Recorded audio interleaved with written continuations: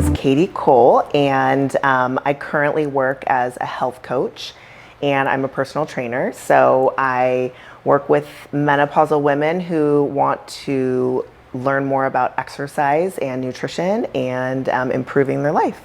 And I also am a student, and I'm going back to school.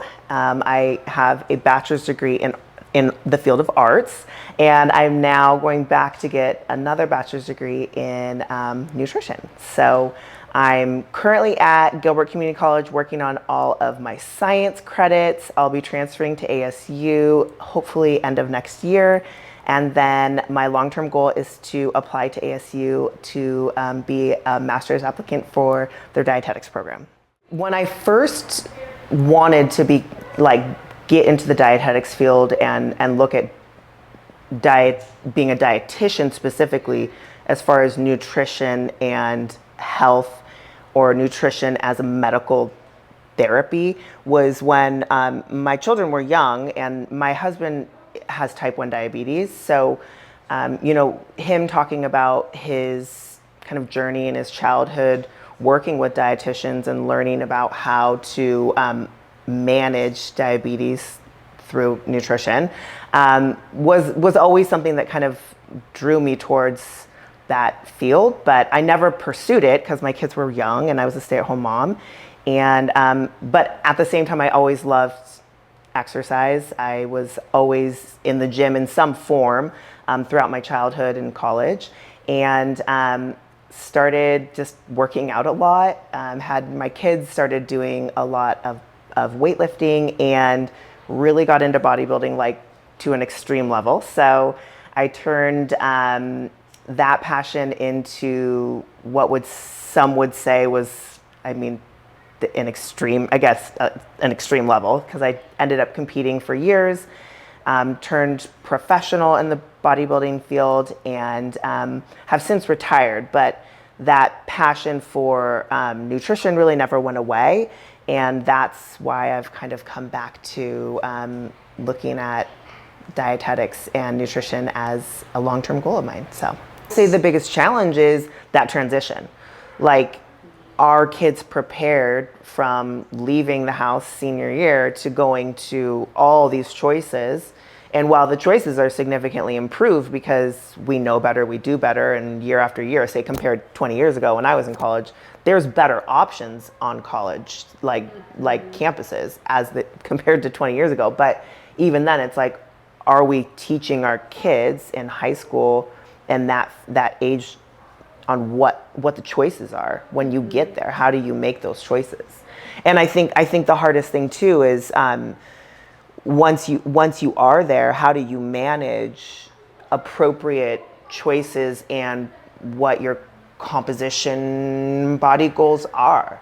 A lot of people have maybe some unrealistic idea images. You get to college and then you're around all these people, you're not around your family, and you don't know how to manage the food and health and wellness and exercise and all the things combined, not just the food choices. So, I laugh about this all the time because I feel like if I had known what I know now to back then, I probably would have been a better student.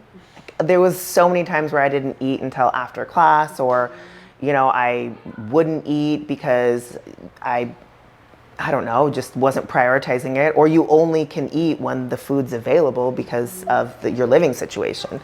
So I would miss breakfast, and then the kitchen was closed. I didn't have the food available. I'd go on campus, and then I'd just be there all day and just not eat.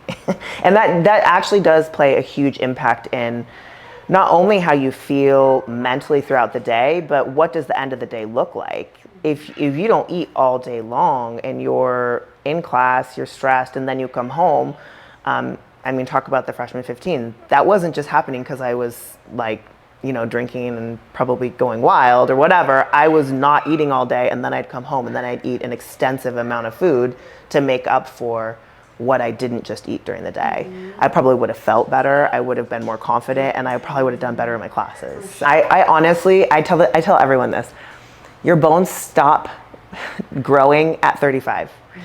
If you do not create bone density before 35, you lose it. The moment you hit perimenopause, menopause, you lose your bone density. So if you don't do the work at a young age to incorporate nutritious foods, worry about your dietary intake, and also incorporate some sort of resistance training, you will, in the long run, potentially run the risk of osteoporosis. And osteoporosis is a very, very serious, like life-threatening disease that nobody really cares about because it's just bone density. But if you break your hip when you're 70, there's really, really low chances of recovery. So I feel like it's like a very silent, unspoken disease. But at the end of the day, we're all heading for it. So it seems like it's such an underrated disease. People want to hear about type 2 diabetes or cancer, but I'm like, let's just not break our hips. Yeah. And it's so easy to prepare your body against.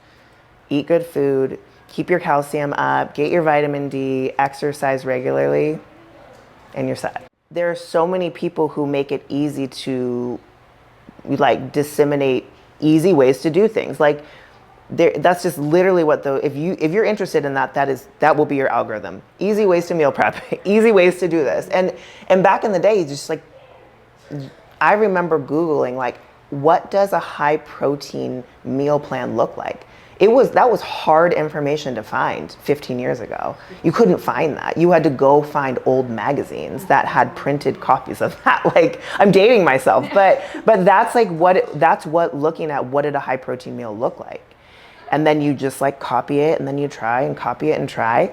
But I mean, the biggest thing I think is if you can't manage your time, I mean, you're kind of screwed for the rest of your life. You just have to figure out how to time management.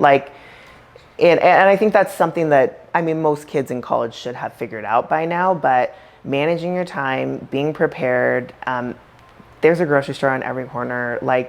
You can find options if you look hard enough, if you put the work in. Yeah. Everybody now, even the menu options are providing high protein options or a lighter option. I mean, there's calorie counts on things now. We didn't have that back in the day. The whole concept of counting macros wasn't even something people talked about back in the day. So the idea that people have so much access to information is incredible, but the reality is it the right information? We just never know if we're getting information from the right people, right? So I don't know if it's common for you, but in general, I mean, I work with so many women 35 to 55, right? And the dialogue that they have around unhealthy eating patterns, those are the same women who also have college student children. So I can't only imagine that if they're saying it to me, are they not also saying it to their children? And that's frustrating.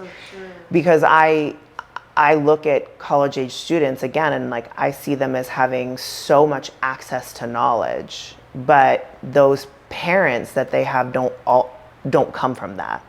They come from, what do I hear from people around me? What did my mom tell me? What did my aunt tell me? What did my sister tell me? And that information just isn't always right. I could ask any college student, what does calories in and calories out mean? And they know. But if you ask a 45-year-old mom of them, they don't know what that is. So I feel like that's a huge struggle, right? How do you make sure that you don't get misled by false science, right? If you want to manage your weight or you want to make the right choices, how do you make sure that you're not being influenced by, I don't know, inaccurate people or information online or whatever? I think that's more what the concern is, say, for college age students, because they have so much access to information. Yeah. They also have access to a lot of not optimal information. I mean, you see crazy cleanses or things online, or do this so you're not sick. Some of that stuff you can actually hurt yourself. Yes. And so that's always a concern to me. I see the same stuff happening with adults. They're not getting it from online. They're just getting it from their community, I guess. So it's the same stuff, just a different generation, right? Sure. Just understanding like who has the accurate information and how do you access that. You know, I think that like, say if you're in college, right, you're probably eating a lot of preservative foods, easy convenience food, things like that. I don't think that like the concept of your digestive tract, your gut biome, and what's happening down in that area is probably focused on enough, and you're creating that biome your entire life, right? So if you spend this like exorbitant amount of time just not really eating fiber, not really eating fruits and vegetables, not going out of your way to eat whole foods, you're affecting that, and things that come from that area can be mental health, sleep, you know, obesity too. So there's a lot of things that if you're not making the right choices in your food, like high quality food, less preserved food, you can do impact and not see it for years down the road. I honestly think that something that's totally underrated is just some albacore tuna. Like, eat some tuna. I think that number one, everyone needs to eat more fish because that's incredible for you for your omega-3s. And then if you take the tuna and if there's olive oil somewhere around, like usually you have olive oil in your house, put a little drizzle on it, skip a little of the mayo, use some olive oil, and then, you know, you can throw some veggies in with it. Yeah. Like it's super high protein. You can get carbs in it too. Like I always tell people to put it in a high fiber tortilla. I mean, you can't even look in the tortilla aisle without seeing a high fiber tortilla. Like that's like such a marketing push right now. So now you have your fiber for your gut health. You have high protein, omega-3s, then you have omega-9s with your olive oil, and then it's really not that calorie dense where you can still enjoy other things throughout the day, right? You can still go out with your friends and have dinner, and it's not going to be as, I don't know, as impactful to your total calorie intake, right? And then grab an apple too, right? Listen, I coach a lot of adults on this too. I mean, this is a total concept that I think that it's a touchy subject because it correlates to disordered patterns of eating, right? Like, why are we saying no? And why are we saying yes? And are we saying yes too often, or are we saying no too often? And are we identifying this food as bad food or good food? Or what are the associations that we have with them? I don't necessarily think that it's okay to say no all the time. And I don't also think that it's okay to say yes all the time. But it's individual for each person as far as what their health levels are, right? Balance. I mean, yeah, I think it's balance. I really do. I think that if you say no all the time, like that can backfire. And if you say yes all the time, that can backfire. But I also like, I think one of the things that's important too is like, if you look at a vending machine and you see someone like eating from the vending machine, that may not be right for you, but it might be right for them. And they could be facing like food scarcity or something. You don't know. Why can't they get to a grocery store and get food?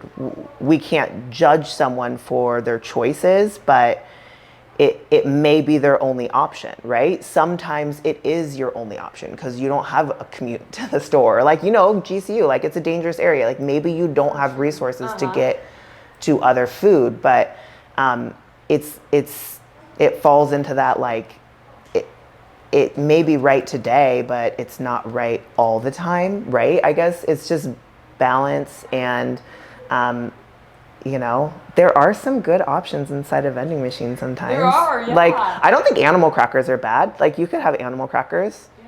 Like, sometimes they're not, the macros aren't horrible. Or like right? popcorn. Popcorn, usually there's Beef some jerky. popcorn. Beef jerky is a great option, right? High protein. So, well, there are healthy options at like every fast food place. Like, you can find them. It's just a matter of looking at, I mean, you can literally pull up ChatGPT and say, what are the 4 healthy options, high protein, healthy options at this restaurant? And they will do the work for you. Like, there's no reason to not be able to find the right solution.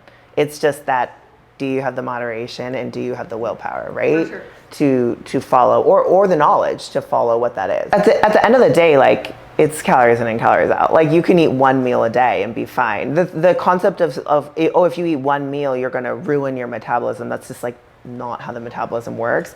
And that's people who are disseminating that information usually haven't taken like biochemistry or anatomy, or like they haven't done organic chemistry. They haven't studied it to that degree. So it's those anecdotal solutions to and not applying evidence, right? So having a high calorie meal doesn't matter as long as you're looking at your entire day or your entire week. Like I often look at caloric intake on a weekly basis, say with my clients, because there will be times, especially like say as a college student, where you're so busy and maybe you've had to skip some meals, but that's okay. Like if you have goals to maybe build some muscle and you're wanting to eat a certain amount of calories, you can make those up the next day.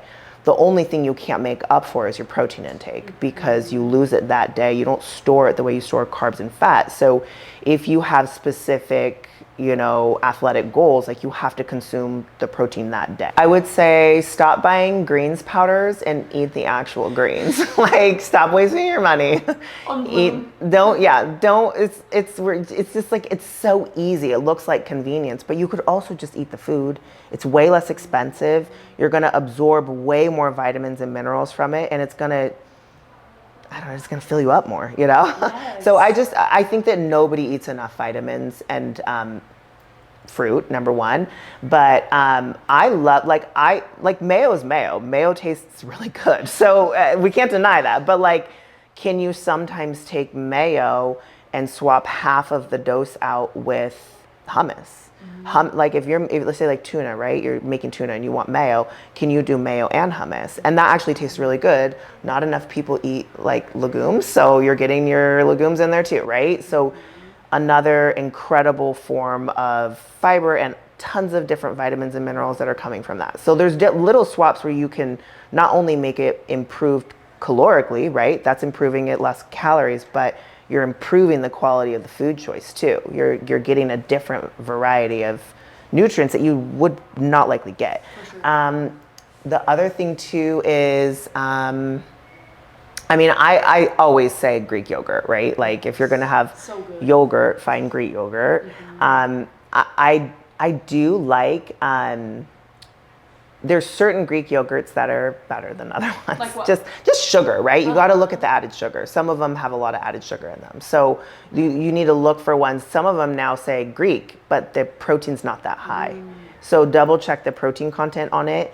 And then if you're able to find those more Greek style, they usually have more live active cultures in them for probiotics, which is going to help with your gut. So that's that awesome, really easy switch. So the Red Bull drinks right now are so hot. Like, you go to BlackRock, they have their fuels, and then you go to Gravity and they have it, then Dutch Bros and they have it. But all those places have sugar-free options. So if you could just get the syrup sugar-free, maybe you like the flavor of the full sugar one. It's fine, but there are ways to cut it down, the calories. And then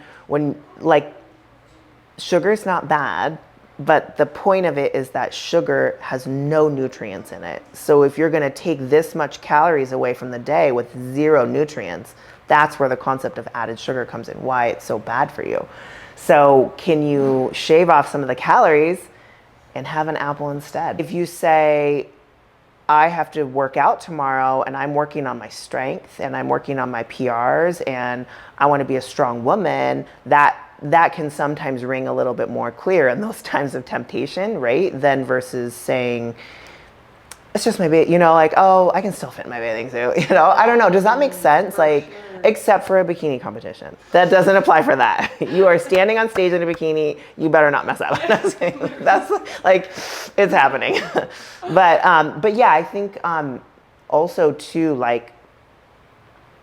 sometimes goals just aren't realistic. Mm-hmm. What is your goal? Why do you have that goal? How do you make that goal an actual concrete goal? It's that process of maybe if you are one who fails on goals, maybe it's just a crappy goal and you haven't broken it down deep enough to say, these are the steps I'm going to do to apply it, Well, I always say Gym culture is actually really great. Like most people want to help you if you're new. Like if you didn't know anyone and you were going into the school gym for the first time and you went up to the broiest bro ever and you were like, "Hey, I don't know how to set a squat up."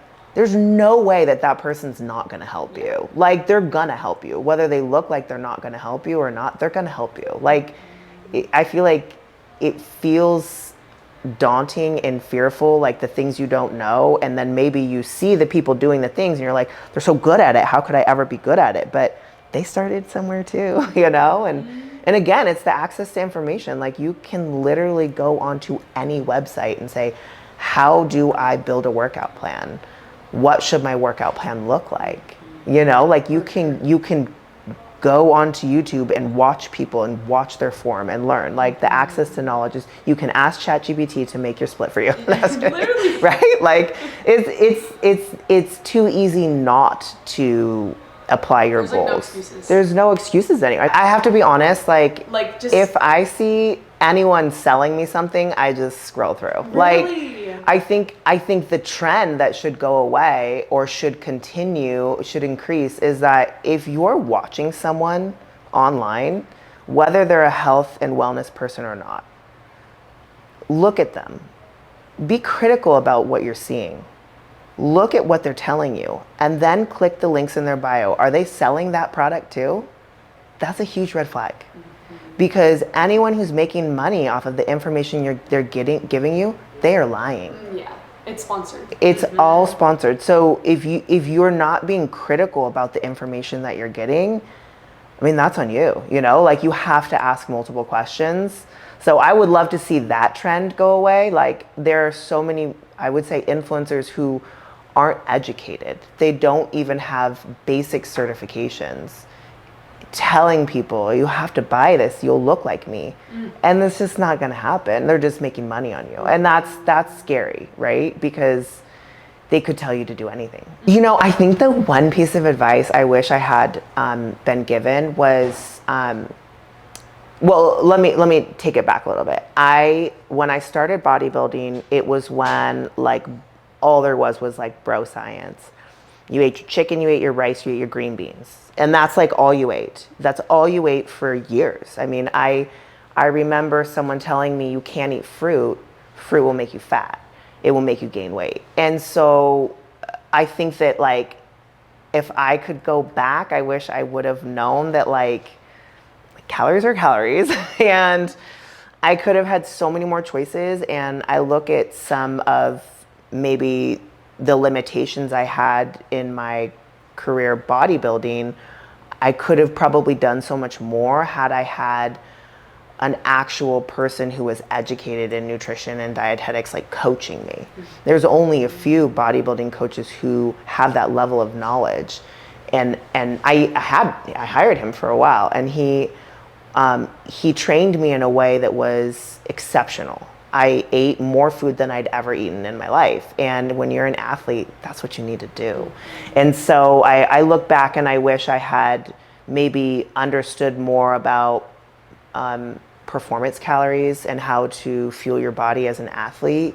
I just think that would have been like great information. I ended up messing up my hormones like really, really bad for a couple of years. And I didn't get my period for it was close to 3 years, just from high performance athleticism and poor eating. And it definitely affected me hormonally long-term, because now I have some long-term permanent damage from that. And had I been educated in the right way and coached in the right way, I think that probably wouldn't happen, you know?